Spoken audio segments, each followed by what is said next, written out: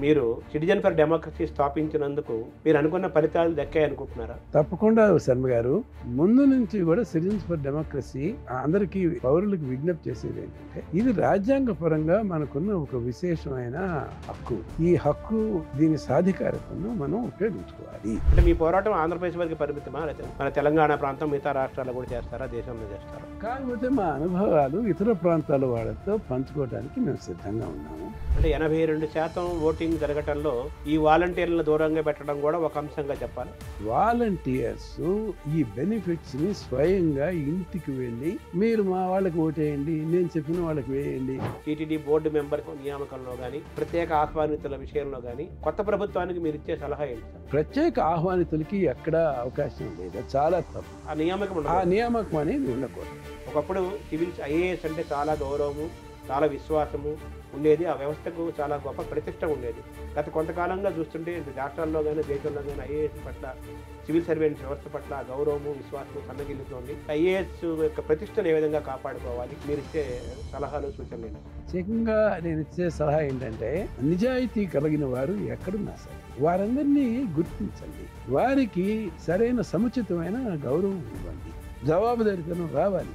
ఐఏఎస్లో ఉన్న చేత ఐఏఎస్ వాళ్ళని గుడ్డిగా సమర్థించే వ్యక్తిని నేను మాత్రం కాదు. నమస్కారం. మనతో పాటు నిమ్మగడ్డ రమేష్ కుమార్ గారు ఉన్నారు. వారు సీనియర్ ఐఏఎస్ ఆఫీసర్. దశాబ్దాలుగా తెలుగు వారందరికీ చాలా పరిచయమైన వ్యక్తి. 1982లో మొట్టమొదటిసారిగా ఫస్ట్ అటెంప్ట్లోనే 1900 ర్యాంక్తో సివిల్స్ సాధించి ఐఏఎస్ అధికారిగా చాలా పేరు ప్రఖ్యాతలు, మంచి పేరు తెచ్చుకున్న అధికారి. వారు ఫైనాన్స్ సెక్రటరీగా చేశారు, తిరుమల తిరుపతి దేవస్థానం ఈవోగా చేశారు, ఎలక్షన్ కమిషనర్ చేశారు, గవర్నర్ సెక్రటరీగా చేశారు. ఇలా అనేక విభాగాల్లో తనదైన ప్రత్యేకమైన ముద్ర వేశారు. ప్రజాస్వామ్య మనుగడ కోసం, రాజ్యాంగం కోసం వారు యుద్ధం చేస్తున్నారు. అలాగే ప్రజల్లో, యువతలో చైతన్యం తీసుకురావడం కోసం, ఓటు హక్కును సద్వినియోగం చేసుకోవడం కోసం వారు ఒక ఉద్యమంలా నడుపుతూ సమాజం కోసం అంకితమవుతున్నారు. అటువంటి రమేష్ కుమార్ గారిని అడిగి వారి ప్రయాణాన్ని తెలుసుకునే ప్రయత్నం చేద్దాం. నమస్కారం సార్. నమస్కారం శర్మ గారు, ధన్యవాదాలు. ఎలక్షన్స్ అయిపోయాయి, ఫలితాలు వచ్చేసాయి. మీరు సిటిజన్స్ ఫర్ డెమోక్రసీని స్థాపించి దాని ద్వారా విస్తృతంగా మీరు మాట్లాడించారు. ఆంధ్రదేశం అంతా చాలా మందికి ఓటర్లలో చైతన్యం తీసుకొచ్చారు. సిటిజన్ ఫర్ డెమోక్రసీ స్థాపించినందుకు మీరు అనుకున్న ఫలితాలు దక్కాయి అనుకుంటున్నారా? తప్పకుండా శర్మ గారు, దేశవ్యాప్తంగా కొంత నిరాసక్తంగా ఈసారి ఎన్నికల ప్రక్రియ జరిగింది. కేవలం 68% మాత్రమే ఓటింగ్ శాతంగా నమోదైంది. అదే ఆంధ్రప్రదేశ్లో కనుక చూసినట్లయితే గత ఎన్నికల్లో 79% నమోదైన ఓటింగు ఈసారి 82%కి పెరిగింది.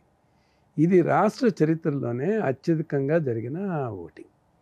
ప్రతి ఒక్కరూ కూడా తమ ఓటు ఉపయోగించుకోవాలి అనే ఒక ధ్యేయంతో, నిబద్ధతతో ఈసారి వచ్చి ఓటు వేయటం అనేది చాలా విశేషం.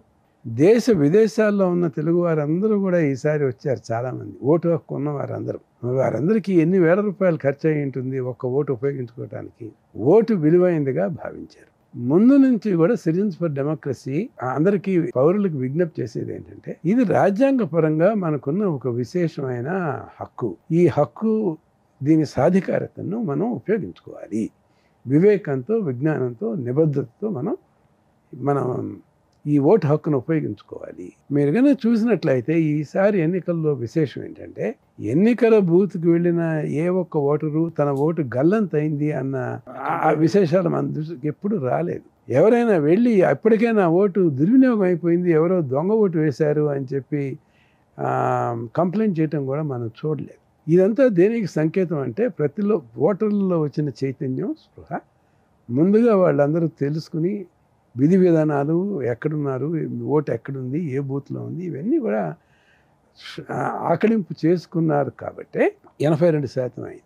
పైగా ఒక్కొక్కసారి 2 గంటలు, 3 గంటలు కూడా ఓటర్లు ఓపికతో నిరీక్షించి మరీ ఓటు కూడా వేసుకున్నారు. ఎక్కడ ఎటువంటి నిరసనలు కానీ ఎటువంటి ఇదిగా వ్యక్తం కాలేదు. వాళ్ళందరూ, ప్రతి ఒక్క ఓటర్కి మనం అందుబాటులో ఉండాలి, ఈ కార్యక్రమంలో మనం నిబద్ధతతో పాల్గొనాలి అని ప్రభుత్వ ఉద్యోగులు కూడా ఎంతో సహకరించడం చేత ఇది సాధ్యం అయింది. దీంట్లో చివరికి గెలిచింది ప్రజాస్వామ్యమే.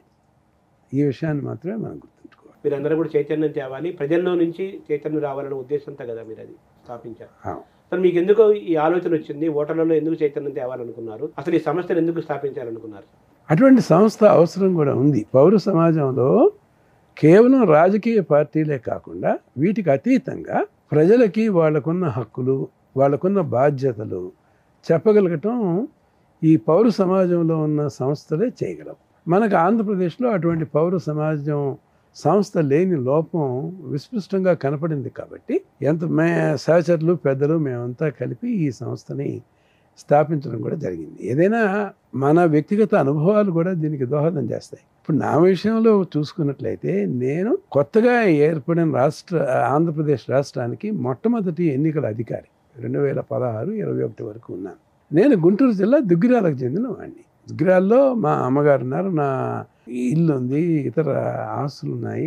అన్నిటికంటే మించి ఆ ఊరితో నాకు అనుబంధం ఉంది. అందుచేత అనుబంధాన్ని కొనసాగించుకోవడానికి నాకు ఆ ఊరిలో ఓటర్ కావాలి అని అనుకున్నాను. నాకు హైదరాబాద్లో ఉన్న ఓటు హక్కుని నేను స్వచ్ఛందంగా వదులుకొని రుజువుతో సహా నేను నా సొంత ఊరిలో ఓటర్గా నమోదు కావాలి అని అనుకున్నప్పుడు ఆశ్చర్యకరమైన విషయం ఏంటంటే నేను స్వయంగా నేనంటే ఎలక్షన్ కమిషన్ స్వయంగా నియామకం చేసిన గుంటూరు జిల్లా కలెక్టర్ గారు కారణాలు ఏమైనా కావచ్చు, ఒత్తిళ్ళు ఏమైనా కావచ్చు, పై వాళ్ళ మెప్పు కోసమో దేనికోసమో అది తిరస్కరించారు. నేను అప్పీల్కి వెళ్ళాను, అప్పుడు కూడా తిరస్కరణ కుదిరించాను. చివరికి విధిలేని పరిస్థితిలో హైకోర్టుకు వెళ్ళి న్యాయ పోరాటం చేసి హైకోర్టు ఆదేశాల మేరకు తిరిగి నా ఓటు హక్కు కోసం మరి తిరిగి నేను దరఖాస్తు పెట్టుకుని సఫలీకృతమయ్యాను. అన్ని వివరాలు నేను ఇచ్చాను. ఎందుకు అప్పుడు నాకు నిరాకరించారు? హైకోర్టు చెప్పిన తర్వాత మాత్రమే ఒక పౌరుడికి మీరు ఓటు హక్కు ఇస్తే సామాన్యుడి సంగతి ఏమిటి? వీళ్ళకి ఎవరు రక్షణ? మీకు రాజ్యాంగంలో కల్పించిన ఓటు హక్కు విశిష్టతను గురించి కానీ ఈసీఐ ఏం చెబుతుంది? ప్రతి ఒక్కరూ కూడా ఓటరుగా నమోదు అవ్వాలి, ప్రతి ఒక్కరూ ఓటు వేయాలి అని చెప్పి వాళ్ళు నిర్దేశిస్తే వీళ్ళ ప్రవర్తన ఎట్లా ఉంది? దానికి విరుద్ధంగా ఉంది. అందుచేతే ఇటువంటి సంస్థలు వీళ్ళ అవసరం ప్రజాపక్షాన నిలబడి ప్రజల తరపున మాట్లాడే గొంతు, బలమైన గొంతు కావాలి అని చెప్పి ఈ సిటిజన్స్ ఫర్ డెమోక్రసీని స్థాపించడం జరిగింది. ఇప్పుడు సిటిజన్ ఫర్ డెమోక్రసీ ద్వారా మీ చేతిలో ఉన్న బాధ్యతలు ఏంటి? మీ భవిష్యత్ ప్రణాళిక ఏంటి? ఏం చేయబోతున్నారు? 82% మాత్రమే మొన్న ఎన్నికల్లో ఓటింగ్ జరిగింది. అంటే ఇంకా 18% మంది ఓటింగ్ దూరంగా ఉన్నారు. 100% ఓటింగ్ అయ్యే అవకాశం ఉంది. ఆ దిశగా మీరు ఏమైనా ప్రయత్నాలు చేస్తారు? మీరు ఏం చేయబోతున్నారు? ఈ 82% అనేది దాంట్లో కూడా దీంట్లో కూడా కొంచెం లోతుగా మనం చర్చించాలి. న్యాయంగా ఎలక్షన్స్లో ముఖ్యమైనది ఎలక్టరల్ రోల్ ప్రిపరేషన్. అది చాలా లోపభూయిష్టంగా ఉంది. ఆంధ్రప్రదేశ్లో ఎలక్టరల్ రోల్ ప్రిపరేషన్ చాలా లోపభూయిష్టంగా ఉంది అని చెప్పి citizens for democracy election commission దృష్టికి కూడా తీసుకురావటం, పౌర సమాజం దృష్టికి కూడా తీసుకురావటం, ఇతర రాజకీయ పార్టీలు కూడా ఈవరకే దీని గురించి వారి గొంతు విప్పి ప్రశ్నించిన సందర్భాల్లో మేము కూడా వారితో కలిసి ఒక ఉద్యమించాం. దాదాపుగా ఈరోజు కూడా ప్రతి కాన్స్టిట్యున్సీకి సంబంధించిన ఎలక్టరల్ రోల్స్ మీరు కనుక చూసినట్టయితే మామూలుగా ఒక్కొక్క కాన్స్టిట్యున్సీలో 2.5 నుంచి 2.75 లక్షల మంది ఓటర్లు ఉంటారు. కొన్ని పెద్ద కాన్స్టిట్యున్సీస్ ఉంటాయి, కొన్ని ట్రైబల్ కాన్స్టిట్యున్సీస్ చిన్నవిగా ఉంటాయి. ఇటువంటి కాన్స్టిట్యున్సీస్లో కూడా చనిపోయిన వాళ్ళని తొలగించరు. ఈ గ్రామం నుంచి వెళ్ళి పక్క గ్రామానికో ఎక్కడికో వెళ్ళి అక్కడ ఓటు హక్కు సంపాదించుకున్న వాళ్ళ పేర్లు తొలగించరు. ఇవన్నీ కూడా వ్యవస్థాగతంగా ఉన్న లోపాలు. ఇవి ప్రతిసారి ఎన్నికల ముందే మేలుకొని సంస్కరించాలి అని చెప్పేసి మాట్లాడుతూ ఉంటాం. మిగతా సందర్భాల్లో కూడా ఇంకా 5 సంవత్సరాలు ఇప్పుడు ఎలక్షన్స్ కానీ రావు. ఈ 5 సంవత్సరాల్లో 5 సార్లు ఇంటెన్సివ్ రివిజన్ దేశవ్యాప్తంగా ఎలక్షన్ కమిషన్ చేపట్టనుంది, జరగనుంది. అప్పుడు జరిగినప్పుడు క్రియాశీలకంగా ప్రజా సంఘాల వాళ్ళు కానీ రాజకీయ పార్టీల వాళ్ళు కానీ ఉండి ఎవరైతే ఓటర్స్ ఇక్కడి నుంచి పూర్తిగా తరలి వెళ్ళారో వారు ఇక్కడ ఉండాల్సిన అవసరం లేదు, యాబ్సెంటీ ఓటర్స్. అలాంటి ఓటర్స్ని కనుక తొలగించకపోతే ఆ ఓటు దుర్వినియోగానికి గురయ్యే అవకాశం ఉంటుంది. కాబట్టి అలాంటి వాళ్ళని తొలగించారు. అలాగే షిఫ్టింగ్, ఒక వ్యక్తికి న్యాయంగా ఒక చోటకు మించి ఓటు ఉండటానికి లేదు ఉద్దేశపూర్వకంగా. కానీ చాలామందికి 2 చోట్ల ఓట్లు ఉంటాయి. నేను అది ఉద్దేశపూర్వకంగా కాదు, ఉద్దేశపూర్వకంగా రెండో చోట కూడా తప్పుడు సమాచారం ఇస్తే అది నేరం. అది రిప్రజెంటేషన్ ఆఫ్ పీపుల్స్ యాక్ట్లో అభ్యంతరకరం. అంటే ఆ దిశగా సిటిజన్స్ ఫర్ డెమోక్రసీ మీరు మీ మీ ఉద్యమం అయితే మీ ఇది కొనసాగిస్తూనే ఉంటారు, మీ ప్రస్థానం సాగుతూనే ఉంటుంది అప్పటి వరకు? తప్పకుండాను ఎన్నికలు వచ్చిన తర్వాతే మాత్రం మేల్కొనటం కాదు, మిగతా సందర్భాల్లో కూడా మనం దీని మీద ఒక సానుకూల దృక్పథంతో వ్యవస్థాగతంగా దీంట్లో మార్పులు తీసుకొచ్చి పారదర్శకతని పెంచడానికి సివిల్ సొసైటీ ఏదైతే ఉంటుందో దీనికోసం ప్రయత్నం చేయాలి. రాజకీయ పార్టీల వాళ్ళు కూడా చేయాలి, అందరూ కూడా కలిసి చేయాల్సిన కార్యక్రమం. అంటే జనరల్ ఎలక్షన్స్, సార్వత్రిక ఎన్నికలు అంటాం కదా, అది ఇంకా 29 దాకా టైం ఉంది. ఈలోపు లోకల్ బాడీ ఎలక్షన్స్ కూడా ఉంటాయి కదా, వాటిల్లో కూడా ఓటే కదా, వాటిల్లో ఫలితాలు రాబట్టాలి కదా మనం. 2026లో స్థానిక సంస్థలకు కూడా ఎన్నికలు రానున్నాయి. అంటే మనకు 2 సంవత్సరాల టైం ఉంది. ఈ 2 సంవత్సరాల టైంలో మనం పూర్తిగా ఎన్నికల ఈ ఎలక్ట్రల్ రోల్స్ని కనుక సంస్కరించుకున్నట్లయితే అది వాస్తవ పరిస్థితిని ప్రతిబింబించేలాగా ఎలక్ట్రల్ రోల్స్ ఉంటాయి. క్షేత్రస్థాయిలో ఏం జరుగుతుందో దాన్ని, వాస్తవాలని ఎలక్ట్రల్ రోల్ ప్రతిబింబించాలి అనేది మన ధ్యేయం. అంటే మీ పోరాటం ఆంధ్రప్రదేశ్ వరకు పరిమితమా, లేకపోతే పోరాటం కాకపోయినా, లేకపోతే మీ ఉద్యమం అనొచ్చు, దానికి ఏ పేరు పెట్టినా ఆంధ్రప్రదేశ్ వరకే పరిమితమా, మీరు మిగతా మన తెలంగాణ ప్రాంతం మిగతా రాష్ట్రాల్లో కూడా చేస్తారా, దేశంలో చేస్తారా? అంటే దీంట్లో సిటిజన్స్ ఫర్ డెమోక్రసీలో ఉన్న సభ్యులు అందరం ఆంధ్రప్రదేశ్ చెందిన వారిమే. అంటే ఇప్పుడు ప్రస్తుతం ప్రాంతీయవాదాలు ఈ దృక్పథంతో ఎవరి ఊరిలో వారి సంగతి మాట్లాడుకుంటే మంచిది అనేది మామూలుగా ఒక నానుడి. కాకపోతే మా అనుభవాలు ఇతర ప్రాంతాల వాళ్ళతో పంచుకోవడానికి మేము సిద్ధంగా ఉన్నాము, అలా పంచుకుంటాం కూడాను. అట్లాగే అక్కడ స్థానికంగా చైతన్యవంతులైన సంస్థలు కూడా వచ్చినట్లయితే మా అనుభవాలతో వాళ్ళు కూడా ఇటువంటి సంస్థలని, ఇటువంటి కార్యక్రమాలని నిర్మాణాత్మకంగా చేపట్టారు. సో 2026లో జరగబోయే స్థానిక ఎన్నికలలో కూడా గొప్ప చైతన్యం వచ్చి, నిన్న జరిగిన ఎన్నికల 82% ఎలా వచ్చిందో అంతకు మించి శాతం ఓటింగ్ వచ్చే విధంగా మీరు ఎడ్యుకేట్ చేస్తూ ఉంటారా ఈ 2 ఏళ్ళు? న్యాయంగా ఈ స్థానిక సంస్థల ఎన్నికలంటే ఒక చిన్న చూపు ఉంటుంది ప్రతి ఓటర్లకి. సార్వత్రిక ఎన్నికలంతా దాంట్లో ఉన్న నిబద్ధత దీంట్లో కనపడింది. ఓటు వేయకపోతే ఏముంటుంది, స్థానిక సంస్థలే అని అనుకుంటాం. అది నా ఉద్దేశంలో సరికాదు. స్థానిక సంస్థలకు కూడా చట్టసభలతో పాటు సమాన ప్రతిపత్తి 73, 74 రాజ్యాంగంలో వచ్చిన మార్పుల ద్వారా మనం తీసుకొచ్చాం. ఈ కింద వ్యవస్థలో, ఈ ప్రజాస్వామ్యంలో కింద వ్యవస్థ బలంగా ఉండాలి. ఇల్లు ఎప్పుడు బలంగా ఉంటుంది, పునాదులు బలంగా ఉంటేనే ఉంటుంది. అందుచేత స్థానిక సంస్థలు కూడా బలంగా ఉండి దీంట్లో కూడా ఓటర్లు బాగా చురుగ్గా క్రియాశీలకంగా కనుక పాల్గొంటే ఇవి పటిష్టంగా ఉంటాయి. అందువలన ప్రజాస్వామ్యం పటిష్టంగా ఉంటుంది. కాబట్టి 2026లో జరగబోయే ఎన్నికల మీద కూడా ప్రధానంగా దృష్టి కూడా పెడతాం. దీనికి ఇంకో కారణం కూడా ఉంది. 2020లో నేను ఎన్నికల ప్రక్రియని మొదలుపెట్టి నోటిఫికేషన్ ఇచ్చిన తర్వాత ఎంపీటీసీ, జడ్పీటీసీ ఎన్నికల్లో అప్పటి అధికార పార్టీ వర్ణనాతీతమైన హింసాత్మక సంఘటనలకి పాల్పడటం చాలా బాధాకరం. చాలామంది ఏమనేవారు, ఎలక్షన్ కమిషన్ ఏం చేస్తుంది, నిష్క్రియాపర్వంతో ఉంది అన్నారు. ఎలక్షన్ కమిషన్కి కాజ్ ఆఫ్ యాక్షన్ ఎలా వస్తుంది, సంబంధిత అధికారులు ఏమైనా అక్రమాలు జరిగాయి అని చెప్పేసి మా దృష్టికి తీసుకురావాలి. పరిశీలకులు మేము నియమించాం, సెక్రటరీ స్థాయి అధికారులు పరిశీలకులుగా. పరిశీలకులు ఏదైనా నివేదిక కనిపిస్తే దాని మీద మేము స్పందిస్తాం. కానీ పత్రికా మాధ్యమాల ద్వారా వచ్చిన ప్రకటనల ద్వారా కేవలం దాని ద్వారా స్పందించడం కుదరదు. ఇప్పుడు ఉన్న ఎలక్షన్ కమిషన్ కూడా వారు డెప్యూట్ చేసిన పరిశీలకుల నివేదికల ఆధారంగాను, వారికి ఉన్న ఈ యంత్రాంగం ఏదైతే సిఇఓ వ్యవస్థ ఏదైతే ఉంటుందో దాని తరపున ఉన్న రిపోర్ట్ల మేరకే స్పందిస్తారు. పత్రికల్లో వచ్చిన వాటి మీద స్పందించాల్సిన స్పందించకూడదు. నా పరిస్థితి కూడా అదే. 2020లో మొత్తం వ్యవస్థ మొత్తం విఫలమైంది, భయం గుప్పిట్లో ఉంది. కలెక్టర్లు, ఎస్పీలు వీరందరూ కూడాను ఇన్ని అరాచకాలు జరిగినా కూడా నిమ్మకి నీరెత్తినట్టు ఉండటం అనేది చాలా బాధాకరం. స్టేట్ ఎలక్షన్ కమిషన్ పంపిన పరిశీలకులు కూడా ఉదాసీన వైఖరితో మనకెందుకు వచ్చింది అన్నట్లుగా చేయటం చేత జరిగిన చర్యలు చూస్తుంటే చాలా బాధాకరం.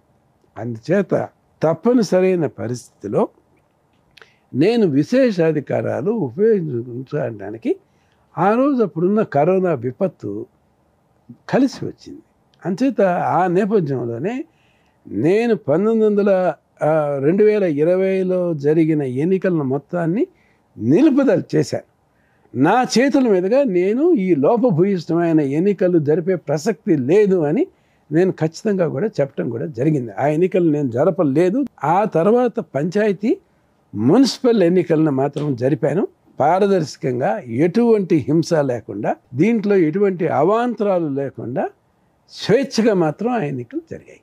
నిన్న 2024లో జరిగిన ఎన్నికలు ఆంధ్రప్రదేశ్లో ఎలా జరిగాయి అనుకుంటున్నారు? ఎలక్షన్ కమిషన్ తీరు ఏ విధంగా ఉందంటారు?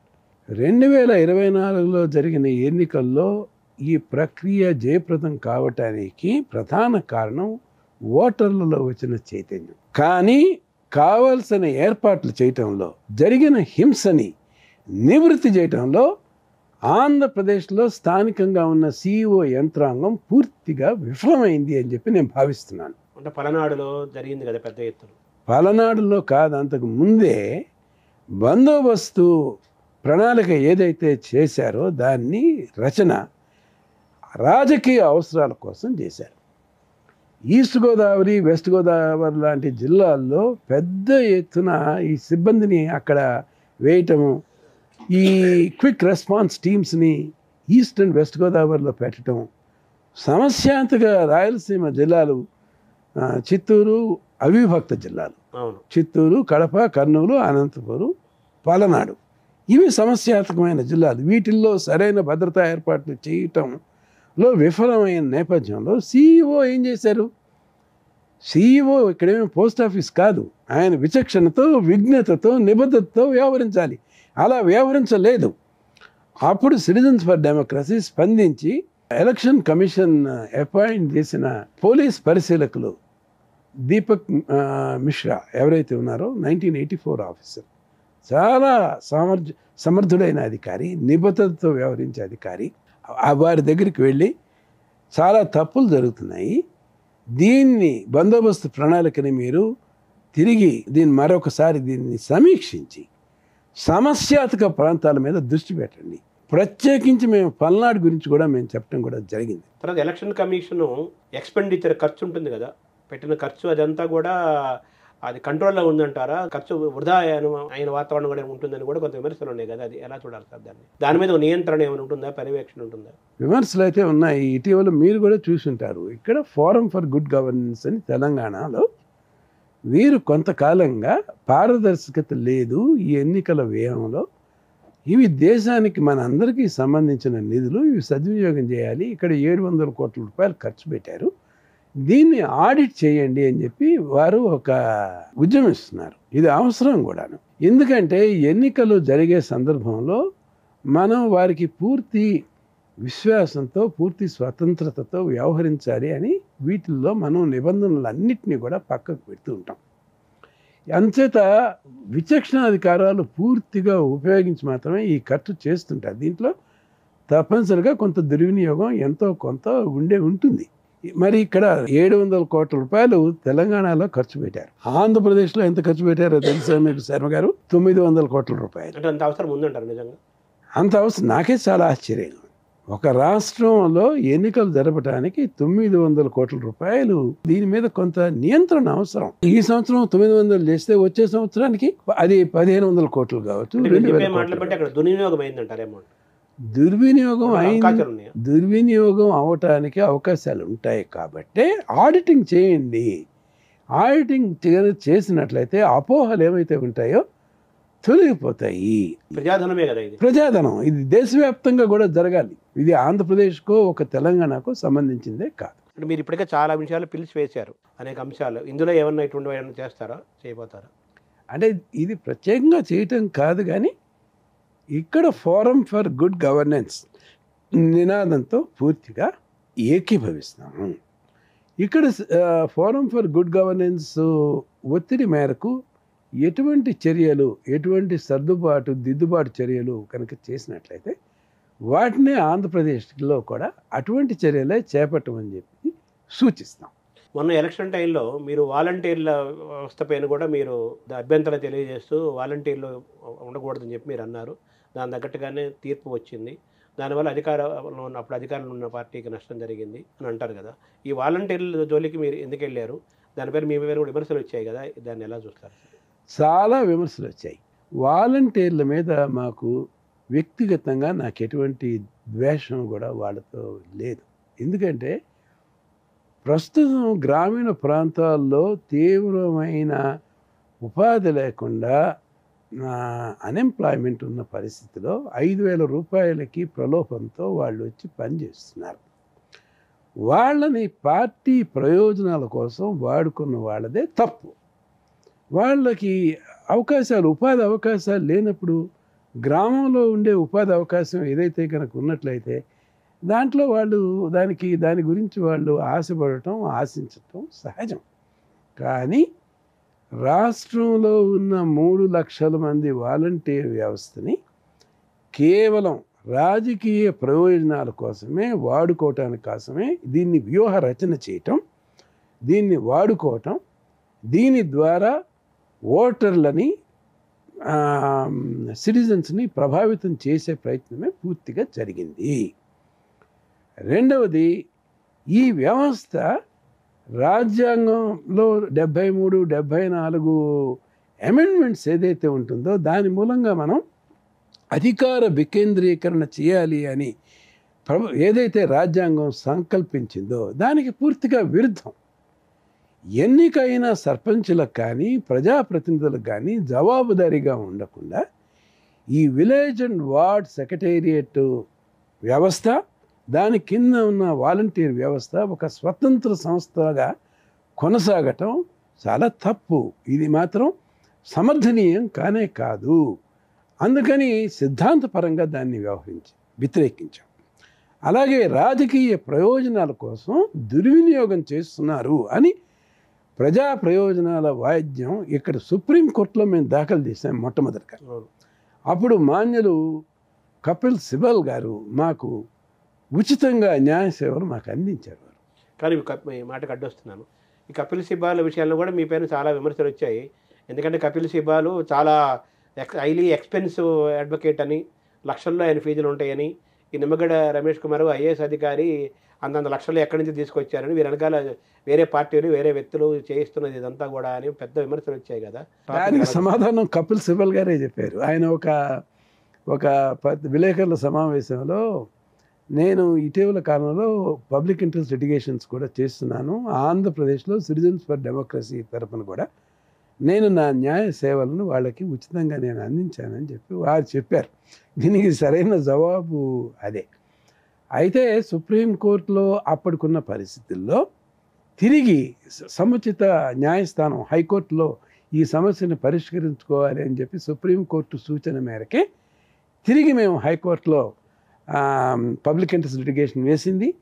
ఈ పబ్లిక్ లిటిగేషన్లో అత్యంత ప్రతిభావంతుడైన ఒక యువ న్యాయవాది అశ్విన్ కుమార్, ఆయన ప్రయత్నం అదంతా కూడా. ఆయన చక్కగా దీని గురించి విశ్లేషాత్మకంగా, తన సమర్థనీయంగా రాజ్యాంగపరంగా ఉన్న విషయాలన్నీ కూడా న్యాయస్థానం ముందు సమర్థవంతంగా కూడా ఆయన తీసుకొచ్చారు. అప్పుడు ప్రభుత్వంలో ఉన్న చాలామంది పెద్ద వారందరినీ సమర్థవంతంగా వారు ఎదుర్కొని తన వాదనలో ఉన్న సహేతుకమైంది అని చెప్పి హైకోర్టు ముందు చేసిన దాని వలన మాత్రమే హైకోర్టు స్పందించి ఈ వాలంటీర్ వ్యవస్థని పునఃసమీక్షించాలి అని చెప్పి ఎలక్షన్ కమిషన్కి ఆదేశాలు దాఖలు చేసిన నేపథ్యంలోనే ఈ వాలంటీర్ని వ్యవస్థని దూరంగా పెట్టగలిగాం. అందువల్లనే ఎన్నికలు సజావుగా ఎటువంటి ఒత్తిళ్ళకి లేకుండా పారదర్శకంగా జరిగాయి. అంటే 82% ఓటింగ్ జరగటంలో ఈ వాలంటీర్లను దూరంగా పెట్టడం కూడా ఒక అంశంగా చెప్పాలి. మామూలుగా ఈ వాలంటీర్స్ ఈ బెనిఫిట్స్ని స్వయంగా ఇంటికి వెళ్ళి అందజేయటం ద్వారా వాళ్ళకి ఈ ఓటర్ల మీద, కుటుంబాల మీద అనుచితమైన ప్రభావం ఉంటుంది. మీరు మా వాళ్ళకి ఓటేయండి, నేను చెప్పిన వాళ్ళకి వేయండి, మీరు అసలు ఓటుకు రావక్కర్లేదు అని వాళ్ళు చెప్పగలిగిన ఒక స్థితిలో ఉన్నారు అనే ఒక అభద్రతా భావం ఏర్పడింది. అంటే ఈ వాలంటీర్లని దూరంగా ఉంచడం వల్ల పెద్దవాళ్ళు, ముసలివాళ్ళు, తర్వాత అనారోగ్యంగా ఉన్నవాళ్ళు వాళ్ళందరికీ కూడా అందాల్సినవి అందలేదు. చాలా వీళ్ళ వల్ల చాలా నష్టం జరిగింది, అన్యాయం జరిగింది, కుట్ర పన్నారు అని చెప్పేసి కూడా విమర్శలు వచ్చాయి కదా. ఇది దుష్ప్రచారంలో భాగమే. దేశం అంతటా డీబీటీ బెనిఫిట్స్ మనం డిజిటల్ ప్లాట్ఫామ్స్ మీద మనం చేస్తున్నాం. ఈరోజు మన మన దేశం గర్వించదగిన స్థితిలో ఎందుకు ఉందంటే సాంకేతిక పరిజ్ఞానాన్ని, ఇన్ఫర్మేషన్ టెక్నాలజీని వీటిని వాడుకొని నేరుగా ఎవరికి సిటిజన్కి చెందాల్సిన బెనిఫిట్స్, కేంద్ర ప్రభుత్వ పథకాలు దేశంలో ఉన్న అందరూ కూడా నేరుగా మధ్యలో మధ్యవర్తులు, దళారీలు లేకుండా చేరుస్తున్నాం. ఒక ఆంధ్రప్రదేశ్లో మాత్రమే వాలంటీర్స్ ద్వారా మనం పంచాలి అనే ఉద్దేశం వెనక ఉన్న ప్రయోజనాలు కేవలం రాజకీయ ప్రయోజనాలు మాత్రమే. అందుకని కొత్త ప్రభుత్వం కూడా మేము ఇంటి దగ్గరే పంచుతాము, కానీ వాలంటీర్ల ద్వారా మాత్రం మేము పంచము అని చెప్పి ఒక నిర్ణయం తీసుకున్నారని చెప్పి నేను కూడా పత్రికల్లో చూశాను. అది స్వాగతించాం. అదే వాలంటీర్ల ద్వారా తిరిగి వాళ్ళ రంగప్రవేశం చేసి మళ్ళీ వాళ్ళ ద్వారా కనుక చేసినట్లయితే అది మంచి పరిణామం మాత్రం కాదు. ఎందుకంటే వాలంటీర్లు అనే వ్యవస్థ మీద ఖచ్చితంగా ప్రజల్లో వ్యతిరేకత ఉంది. అంటే మండు టెండర్లో వృద్ధులు నిల్చున్నారు, ఇబ్బందులు పడ్డారు అనేదాన్ని అది ప్రచారంగానే మీరు భావిస్తున్నారు? ఖచ్చితంగా అది ప్రచారమే, దుష్ప్రచారం. ఉద్దేశపూర్వకంగా గంటలు గంటలు వాళ్ళని ఎండలో నిలబెట్టింది ఎవరు?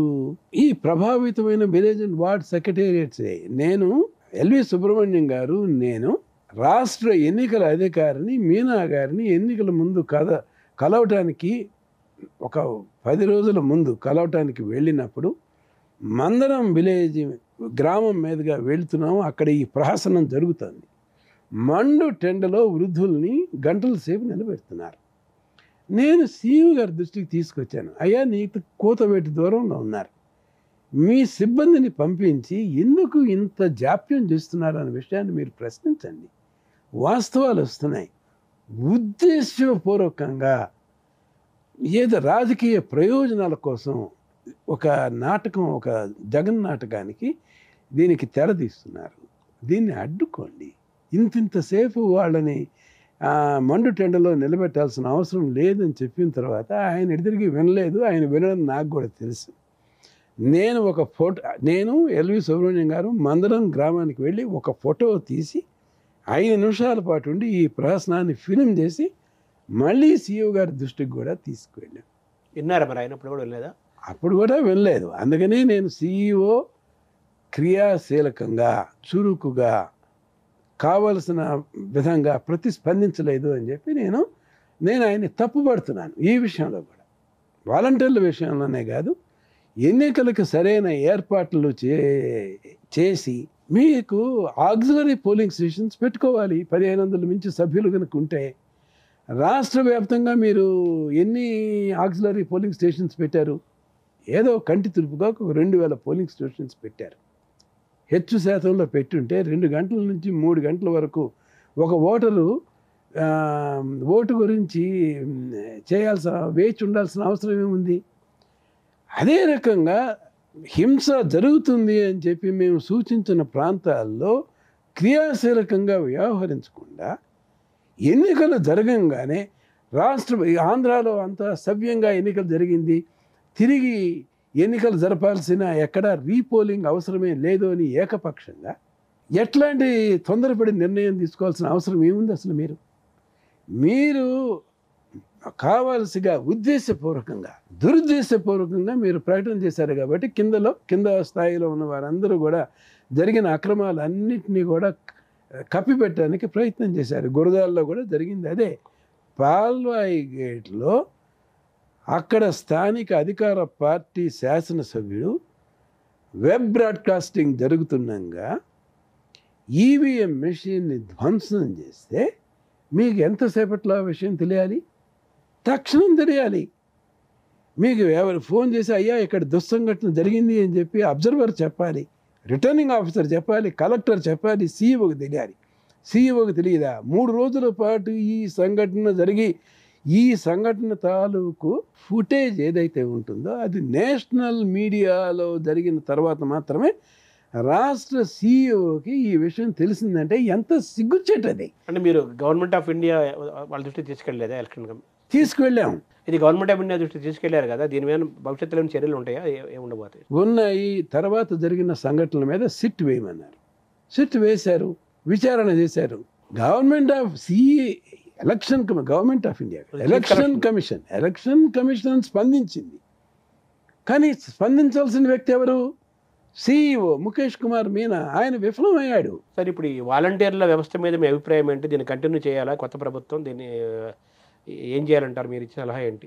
వాలంటీర్లు అనే పేరు మీద ఉన్న ఈ వ్యవస్థలో ప్రజల్లో ఒక ప్రతికూలమైన ధోరణులు ఉన్నాయి. ప్రభుత్వాన్ని కూడా నేను ఏమని విజ్ఞప్తి చేస్తానంటే, గమనించండి, వీళ్ళ మీద ప్రజల్లో తీవ్రమైన ద్వేషం ఉంది, వీళ్ళ మీద సానుకూలత లేదు, వీళ్ళని కళంకితులుగా భావిస్తున్నారు. పైగా ఇది 73, 74 రాజ్యాంగంలో తీసుకొచ్చిన అమెండ్మెంట్స్కి, వికేంద్రీకరణ స్ఫూర్తికి వ్యతిరేకంగా ఉంది. మీరు చేసే తిరిగి ఏదన్నా ప్రత్యామ్నాయ వ్యవస్థ కనుక చేయాలి అనుకుంటే, మీరు చేసే వ్యవస్థ గ్రామ పంచాయతీలని బలోపేతం చేసేలాగా ఉండాలి, వికేంద్రీకరణని ప్రోత్సహించేలాగా ఉండాలి. గ్రామ సర్పంచులకి విధులు, నిధులు అవి ఏర్పాటు చేయండి. వారికి కావాల్సిన అధికారాన్ని ఇవ్వండి. ఈరోజు వాళ్ళందరూ ఎంతో నిరాశతో ఉన్నారు. అంటే మీరిచ్చే సలహా ఏంటంటే, మేమిచ్చే సలహా ఏంటంటే, మీరు ఏ రకమైన ప్రత్యామ్నాయాలు కానీ ఏదన్నా చేసినా అధికార వికేంద్రీకరణకి అనుకూలంగానే చేయండి. ఈ కింద స్థాయి వ్యవస్థలని బలోపేతం చేయండి. ఈవీఎంల పైన మన జరిగిన దీనిపైన పెద్ద ఎత్తున విమర్శలు చేస్తున్నారు కదా, నిజంగా ఈవీఎంలు ఏమైనా లోపాలు జరిగాయంటారా? మీకు ఎలక్షన్ కమిషనర్గా, అబ్జర్వర్గా మీ అభిప్రాయం ఏంటి సార్? ఏమాత్రం లేదు. ఈవీఎంస్ ఇప్పుడు ఉన్న ఈవీఎంస్ అత్యుత్తమ సాంకేతికతో తయారయ్యాయి. ఇది 3M అని అంటున్నాం. ఇంకా దీన్ని ఇంకా అభివృద్ధి పరిచి చేయటానికి ఒక జాతీయ స్థాయిలో అత్యంత ప్రతిభావంతులైన నిపుణుల కమిటీ ఉంది. పైగా మొన్నటి వరకు ఆంధ్రప్రదేశ్లో అధికారంలో ఉన్న పార్టీ యథేచ్ఛగా తమకు కావలసిన విధంగా అనుకూలంగా ఎన్నికల ప్రక్రియని మలుచుకుంది. ఉదాహరణకు చెప్పాలంటే, రిటర్నింగ్ ఆఫీసర్స్ నియామకంలో ప్రభుత్వం ముద్ర మాత్రమే పూర్తిగా కనపడింది. తెలంగాణలో అలా జరగలేదు. వీళ్ళు కేవలం ప్రభుత్వం మాకున్న అధికారులు వీళ్ళు అని చెప్పి వాళ్ళ జాబితాని మాత్రమే సిఇఓకి ఇవ్వాలి. సిఇఓ వాళ్ళల్లో అనుభవజ్ఞుల్ని, ప్రతిభావంతుల్ని, నిజాయితీగా ఉన్న వాళ్ళని రిటర్నింగ్ ఆఫీసర్స్గా నియమించాలి. ఆంధ్రప్రదేశ్లో జరిగింది ఏంటంటే, ప్రభుత్వమే రిటర్నింగ్ ఆఫీసర్స్ లిస్టు తయారు చేసి సిఇఓ గారి దగ్గరికి వెళితే ఆయన సిఇఓ గారు ఏకపక్షంగా దాన్ని ఆమోదించారు. వాళ్ళ మనుషులే వీళ్ళు. ఈ సిఇఓ గారు క్రియాశీలకంగా సొంత విచక్షణతో తనకున్న బుద్ధి కుశలతో ఉపయోగించిన దాకా ఒక్కటి కూడా లేదు. ప్రభుత్వం ప్రతిపాదించిన ఒక్క రిటర్నింగ్ ఆఫీసర్ని కూడా ఆయన విభేదించకపోవడం చాలా ఆశ్చర్యకరం. సార్, మీరు ఇప్పుడు చెప్పారు, విపక్షంలోకి వచ్చిన పార్టీ ప్రజల తరపున పోరాడాలి, తప్పులు ఏదన్నా ఉంటే ప్రభుత్వాన్ని నిలదీయాలి, వాళ్ళు ఒక బాధ్యతాయుతమైన ప్రతిపక్ష పాత్ర పోషించాలని మీరు అన్నారు. ఇప్పుడు అయితే వాళ్ళకున్న టెక్నికల్గా వచ్చిన సీట్ల ప్రకారం 175 సీట్లు ఉంటే 10% అంటే 18 సీట్లు ఉంటే కానీ ప్రతిపక్ష హోదా రాదు, తక్కువ వచ్చాయి కాబట్టి ప్రతిపక్ష హోదా కూడా రాదు అని చెప్పి అంటున్నారు. కానీ అటువంటిది ఏమీ లేదు అని చెప్పేసి కూడా మనం అంటున్నారు కదా, ఇప్పుడు మీరు అంటున్నారు కదా. సో ఇటువంటి పరిస్థితుల్లో 11 సీట్లతో ఉన్న విపక్షము ఎటువంటి పాత్ర పోషించాలి, అసెంబ్లీలో ఎటువంటి గౌరవం వాళ్ళకి అందజేయాలి, అది లీగల్గా టెక్నికల్గా ఉందా లేదా, మీరేమంటారు? అంటే దీని గురించి నిబంధనల గురించి తుది మాట కౌలన్ షగ్దర్ ఏదైతే రాజ్యాంగ వ్యవస్థ మీద ఏదైతే వాళ్ళైతే ఇచ్చారో దాన్ని మనం ప్రామాణికంగా మనం పాటిస్తున్నాం. సో కౌలన్ షగ్దర్లో ఏదైతే ఉంటుందో దాన్ని మీరు పాటించమని నా సలహా. ఆయన ఏమన్నారు సార్?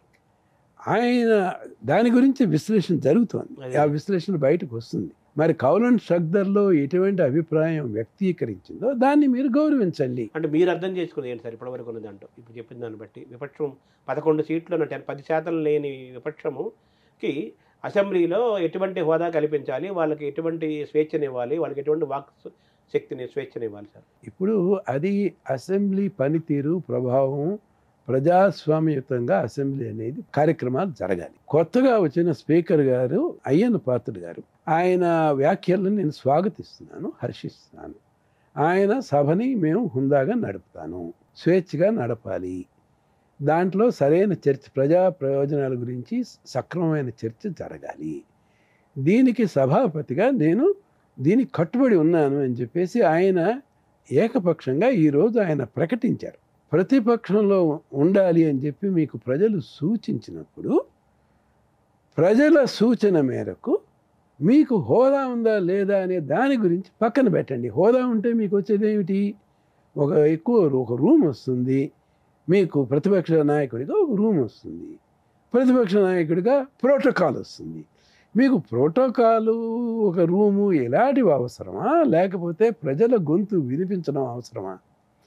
మీరు గొంతు వినిపిస్తే వినటానికి సిద్ధంగా ఉన్నాను, నేను మీరు చెప్పిన మాటలకి విలువ ఇస్తాను అని చెప్పి సభాపతి ప్రకటించారు. కాబట్టి ఆ మాటలు మీరు ఏకీభవిస్తున్నారు. ఆ ధోరణితో అది సరైన ప్రజాస్వామ్య ధోరణిగా నేను భావిస్తున్నాను. గతంలో మీరు టీటీడీ ఈవోగా చేశారు, అతను జేఈఓగా చేశారు, తిరుమల తిరుపతి దేవస్థానంతో మీకు చాలా గొప్ప అనుబంధం ఉంది. కొత్త ప్రభుత్వానికి మీరు ఎటువంటి సలహా ఇస్తారు ఈ టీటీడీ విషయంలో కానీ, సలహాదారులు నియామకాలను చేసుకునే విషయంలో కానీ? ఈ రెండు ప్రశ్నలకు ఏంటి సార్ మీ?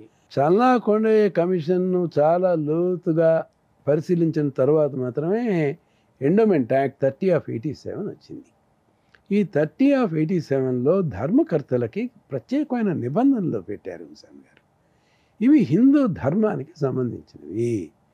ధర్మకర్తలుగా ఉండేవాళ్ళు ధర్మాచార పరులై ఉండాలి, సమాజంలో గౌరవమైన స్థాయిలో ఉండాలి, వివాదాస్పదులుగా అయిన వ్యక్తులు దీంట్లోకి రాకూడదు. కానీ వాస్తవంగా జరిగిందేంటి? టీటీడీ భ్రష్టు పట్టిపోయింది అని చెప్పి ఇది నేను చెప్తున్న విషయం కాదు. దీంట్లో పీఠాధిపతులు, పెద్దవారు, ఆధ్యాత్మికవేత్తలు, విచక్షణాపరులు, విఘ్నులు, హిందూ సమాజం అంతా కూడా ఘోషిస్తోంది. అపవిత్రమైపోయింది. ఇది ఒక వ్యాపార కేంద్రంగా తయారైంది. దీంట్లో ఉన్న నియామకాలు కేవలం ఇవి మీ స్వప్రయోజనాల కోసం, రాజకీయ ప్రయోజనాల కోసం, వ్యాపార ప్రయోజనాల కోసం చేసేవారిని ధర్మకర్తల మండలిలో సభ్యులుగా వేసుకుంటారు, బోర్డు మెంబర్స్గా. పైగా మీరు 60 మందిని ప్రత్యేక ఆహ్వానితులుగా వేసుకుంటే ఈ సమావేశం జరుపుకునే హాలు కూడా తిరుపతిలో లేదు. ఇటువంటి పరిస్థితుల్లో ప్రజా ప్రయోజన వాయిద్యం భానుప్రకాష్ రెడ్డి గారు బీజేపీ తరపు నుంచి వేసినప్పుడు ఆయన నన్ను కూడా సంప్రదించారు. అప్పుడు దాంట్లో యాక్ట్ 3087లో ఉన్న అంశాలన్నీ కూడా వారి దృష్టికి తీసుకొచ్చాను. సమర్థుడైన వ్యక్తిగా నేను అశ్విని కుమార్ గారిని సూచించాను.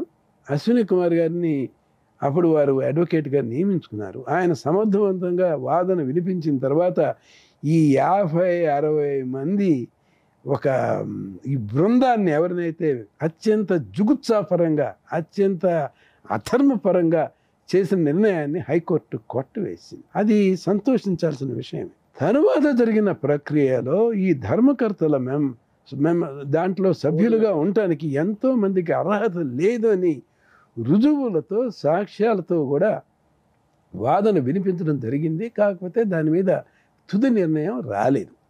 ఈ నేపథ్యంలో అయిపోయింది కదా, కరోనా కాలం కూడా అయిపోయింది. ఇప్పుడు చంద్రబాబు తర్వాత కూటమి ప్రభుత్వం ఆంధ్రప్రదేశ్ అధికారం విషయంలోకి వచ్చింది కదా, టీటీడీ పరంగా ఈ అంశాల్లో మీరు చెప్పినట్టుగా టీటీడీ బోర్డు మెంబర్స్ నియామకంలో కానీ, ప్రత్యేక ఆహ్వానితుల విషయంలో కానీ కొత్త ప్రభుత్వానికి మీరు ఇచ్చే సలహా ఏంటి? ప్రత్యేక ఆహ్వానితులకి ఎక్కడా అవకాశం లేదు, చాలా తప్పు. ఆ నియామకం అనేది ఉండకూడదు. అది కనుక ఉన్నట్లయితే అది హిందూ సమాజం నుంచి తీవ్ర వ్యతిరేకత గతంలో వచ్చినలాగా వస్తుంది. ఈ ప్రభుత్వం చేస్తుందని నేను అనుకోను. ఎందుకంటే ఈ ప్రభుత్వం యాక్ట్ 30 ఆఫ్ 87ని ఈ ప్రభుత్వం దీనికి కట్టుబడి ఉంది. ఈ 30 ఆఫ్ 87లో ఉన్న నిబంధనలు మాత్రమే పాటిస్తే సరిపోతుంది. దీంట్లో ధర్మకర్తల మండలిగా ఉన్న వాళ్ళని, యోగ్యుల్ని, ధర్మాచార పరుల్ని, మత విశ్వాసం కలవాళ్ళని, మంచివాళ్ళని గనక వేస్తే ఇప్పుడున్న తిరుమల తిరుపతి దేవస్థానం హిందూ సమాజంలో జాతీయంగా, అంతర్జాతీయంగా అత్యంత గుర్తింపు పొందిన సంస్థ. అది ఆంధ్రప్రదేశ్లో ఉండటం మన అదృష్టం.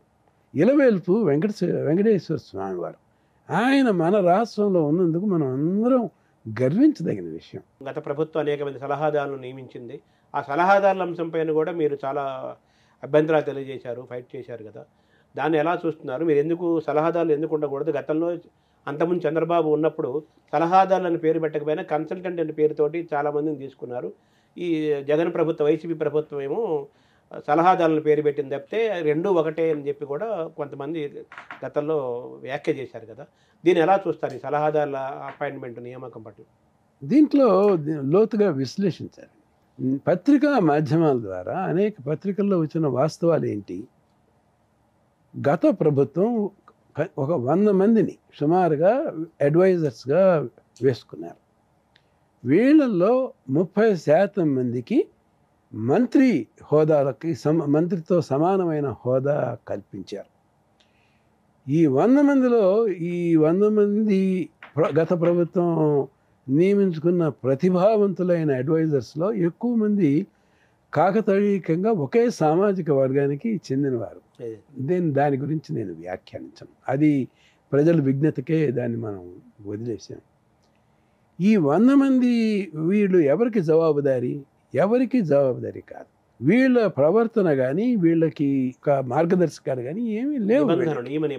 వీళ్ళు ఎవ్వరికి జవాబుదారీతనం కాదు. పైగా ఈ అనేక డిపార్ట్మెంట్లకి దీంట్లో ఉన్న వారి కనుసన్నల్లో యథేచ్ఛగా అధికారాన్ని దుర్వినియోగం జరిగింది, ప్రజా వనరుల దుర్వినియోగం జరిగింది, ప్రజల ఆస్తులు, ప్రజల సమాజానికి చెందిన సంపద దుర్వినియోగం జరిగింది. దీంట్లో ప్రధాన పాత్ర ఈ అడ్వైజర్స్ అని అందరూ కూడా ఘోషిస్తున్న నేపథ్యంలో సో మీరు కూడా దాన్ని పోరాడారు కదా? పోరాడాం. దీన్ని ఈ అబ్జర్వర్స్ అనే వాళ్ళని కళంకితులైపోయారు. వాలంటీర్స్ అనేవాళ్ళు చిన్నవాళ్ళు గ్రామ స్థాయిలో ఉన్నారు. వీళ్ళు లక్షలాది రూపాయలు ప్రజాధనాన్ని ఉపయోగించారు. సంవత్సరానికి వీళ్ళ మీద 200 నుంచి 300 కోట్ల రూపాయలు వీళ్ళ మీద ప్రజాధనం ఖర్చు పెడుతున్నారు. దీనివల్ల వచ్చే ప్రజా ప్రయోజనం చాలా శూన్యం. పైగా నిస్సిగ్గుగా రాజకీయ కార్యక్రమాల్లో వీళ్ళు పాలు పంచుకోవటం అనేది నా ఉద్దేశంలో నియమ నిబంధనలకి పూర్తిగా విరుద్ధం. దీనికి తార్కాణం నేను చెప్తున్నాను. 91వ అమెండ్మెంట్ ద్వారా మనం 15% మంది మంత్రి పదవులు మించకుండా ఉండాలి అని ఒక నిబంధన పెట్టుకున్నాం. కేబినెట్ మంత్రులు 15% ఉండకూడదు. ఆంధ్రప్రదేశ్కి 26 మంది మాత్రమే మంత్రులు ఉండాలి. తెలంగాణలో పార్లమెంటరీ సెక్రటరీస్ అని పక్కదారిలో కొంతమందికి తయారు చేయించి పదవుల పందారం చేయాలి అని చెప్పి ప్రక్రియ మొదలుపెట్టినప్పుడు దాన్ని హైకోర్టులో కొట్టివేశారు. దాన్ని ఇక్కడ మీరు 30 మందిని కేబినెట్ హోదాతో మంత్రులతో సమానంగా దొడ్డిదారిని తీసుకొచ్చి వీళ్ళని తీసుకురావటం 90వ అధికరణానికి వ్యతిరేకం. దీని మీద ఒక మ్యాండమస్ వేసి దీని హేతుబద్ధతని పౌర సమాజం ఎవరైనా సరే ప్రశ్నించాల్సిన అవసరం ఉంది అని చెప్పి నేను అనుకున్నాను. అది ప్రశ్నించడం జరగలేదు. ఎన్నికలు వస్తున్న నేపథ్యంలో యథేచ్ఛగా నిస్సిగ్గుగా ఈ అడ్వైజర్స్ అనేవాళ్ళ రాజకీయ కార్యక్రమాల్లో పాల్గొనటం, దీంట్లో ప్రతికక్షల మీద విమర్శలు చేయటం, వ్యక్తిగత దూషణకి పాల్గొనడం చాలా మంది అడ్వైజర్స్ మనం కూడా చూసాం. పత్రికలు వాళ్ళు కొనసాగారు కదా, పూర్తి పీరియడ్ అందరూ కొనసాగారు. ఇది కొనసాగడం తప్పు. వీళ్ళకి కూడా నియమ నిబంధనలు ఉన్నాయి, వీళ్ళని నియంత్రించండి అని చెప్పి సీఈఓ గారికి చెప్పి ఆయన ఎటువంటి నియంత్రణ చేయలేదు. చేయకపోతే అప్పుడు చివరికి హైకోర్టుకు వెళ్ళాం. వెళితే అప్పుడు దానికి వారు ఎఫిడవిట్ ఏమని ఫైల్ చేశారు? వీళ్ళు కూడా మంత్రులతో సమాన స్థాయిలో ఉన్నారు, అంచేత మంత్రులకి ఉన్న నియమ నిబంధనలు వీళ్ళకు వర్తిస్తాయి అని చెప్పి ఒక ప్రవచనం చెప్పారు. హైకోర్టు దాంతో ఏకీభవించింది. అంచేత వాళ్ళు ప్రభుత్వ వ్యవస్థని వాడుకోవటం మాత్రమే నిరోధించగలిగాం. వాళ్ళ కార్లు, వ్యక్తిగత సిబ్బంది, హంగులు ఇట్లాంటివి మాత్రమే మనం నిరోధించగలిగాం. కానీ వాళ్ళ నోటిని అదుపులో ఉంచడంలో మనం విఫలమయ్యాం కదా. నా ఉద్దేశంలో అడ్వైజర్స్ అనేవాళ్ళు రాజకీయాల గురించి మాట్లాడకూడదు.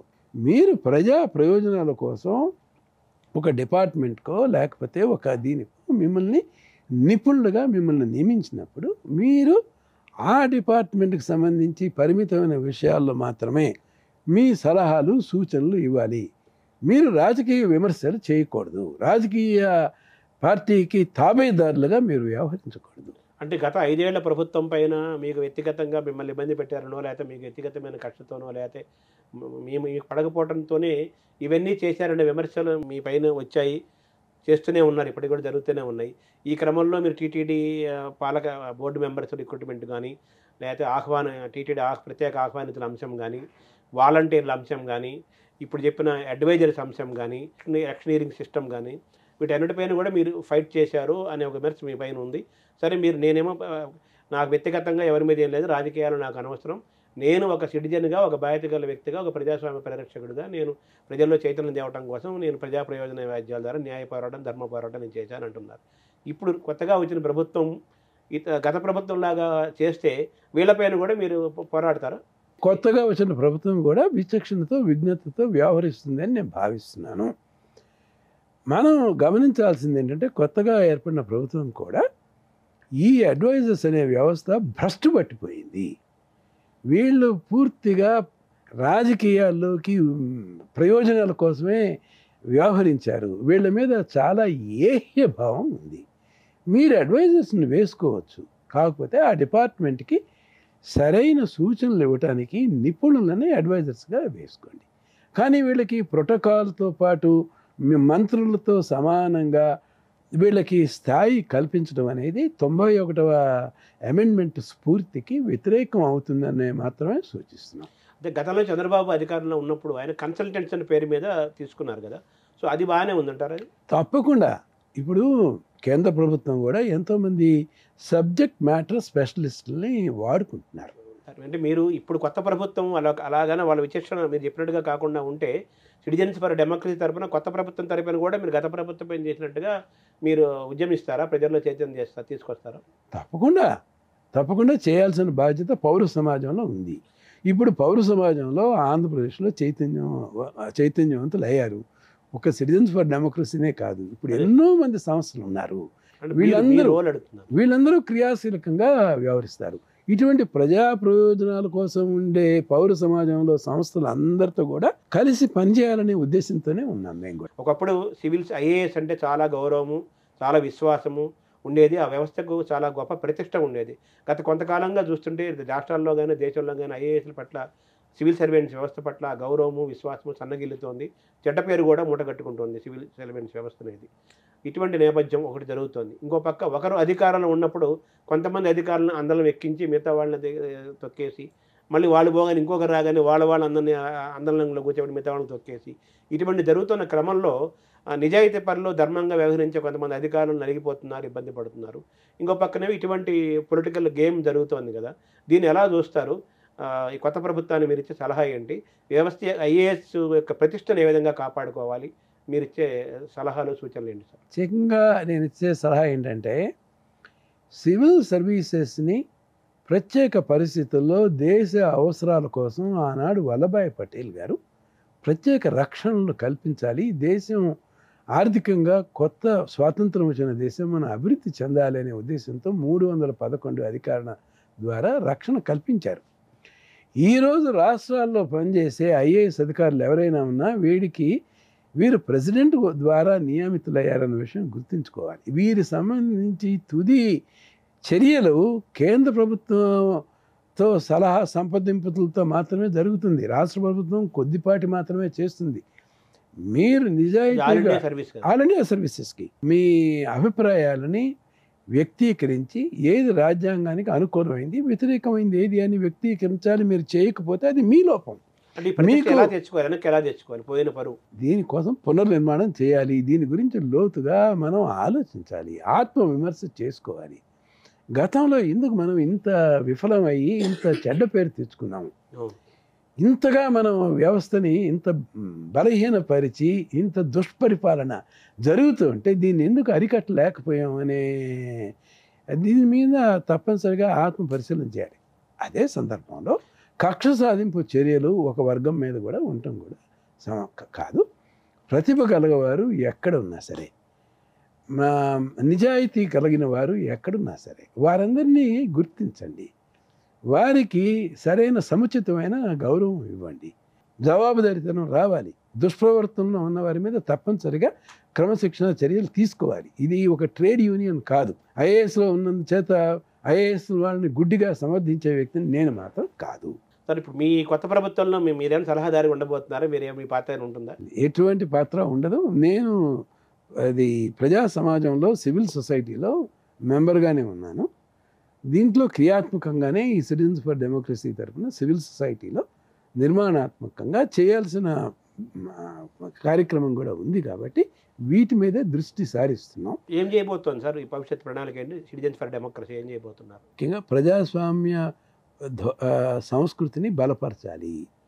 ఎన్నికల్లో లోపాలు లేకుండా ఎన్నికల ప్రక్రియ జరగాలి. అలాగే రాజ్యాంగం నిర్దేశించిన విధంగా అధికార వికేంద్రీకరణ స్థానిక సంస్థలకి జరగాలి.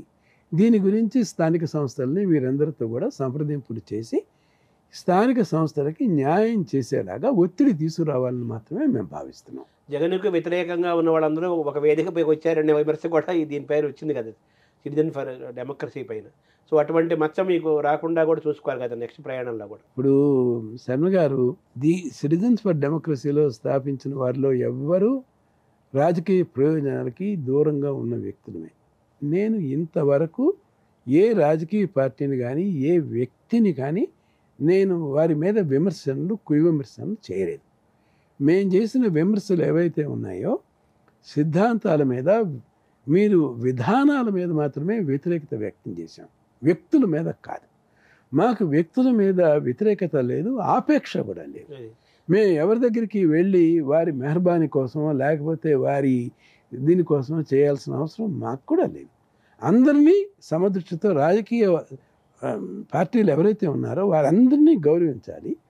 వారందరికీ సమానమైన గౌరవం, వారందరికీ సమానమైన గుర్తింపు ఇవ్వాలి. సిటిజన్ ఫర్ డెమోక్రసీలో ఇంకెవరైనా కొత్త మెంబర్స్ జాయిన్ చేసుకొని ఇంకా స్ట్రెంగ్థెన్ చేస్తారా ఏంటి సార్ ప్రణాళిక?